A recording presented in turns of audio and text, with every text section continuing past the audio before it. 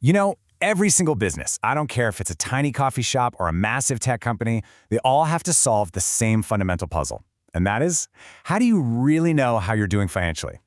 Well, today, we're going to dive into the one key accounting principle that makes that even possible. I mean, really think about it.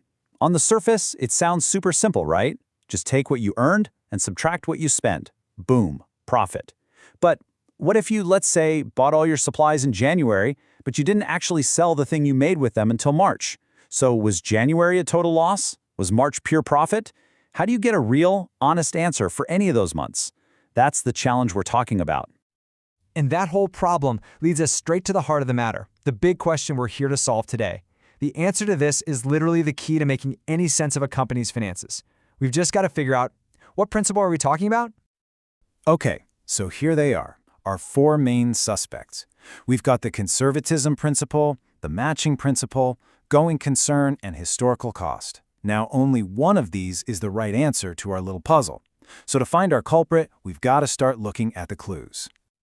And the funny thing is, the answer is kind of hiding in plain sight, right there in the wording of the question itself. So let's put on our detective hats and really break down these clues.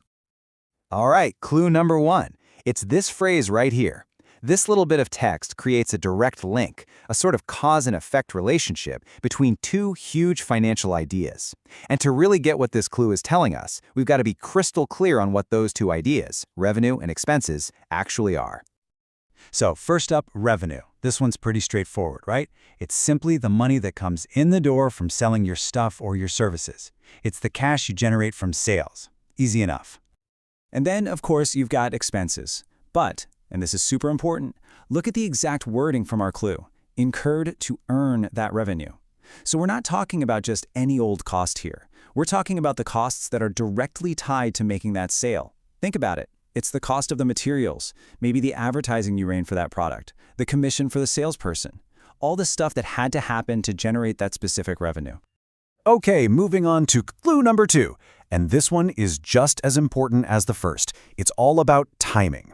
The principle we're hunting for says that these two things, that income and the costs to get that income, they absolutely have to be reported together in the same block of time. And that block of time has a name. It's called an accounting period. You know, businesses can't just go on forever without checking in. They have to draw a line in the sand, maybe every month or every quarter or every year, and report on how they did. That period is basically the bucket where we have to put all the relevant numbers. So let's piece this all together, shall we? We need a rule, a principle that says you must link the money you spent directly to the money you earned. And you have to do it all inside the same time frame. So looking back at our list of suspects, which one fits that job description to a T? And the answer is the matching principle. I mean, the name itself is the giveaway, isn't it? It's literally all about matching expenses to the revenue they help generate.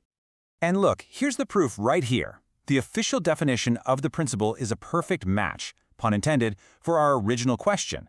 It says you've got to recognize revenue and the expenses you incurred to get that revenue, all in the same accounting period. Yep, case closed. Okay, to make this super clear, let's use a really simple example. A lemonade stand.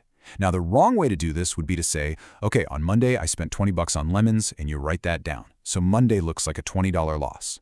Then on Friday, you sell all your lemonade and make $50. So Friday looks like a $50 profit. The matching principle says, whoa, hold on, that's not right.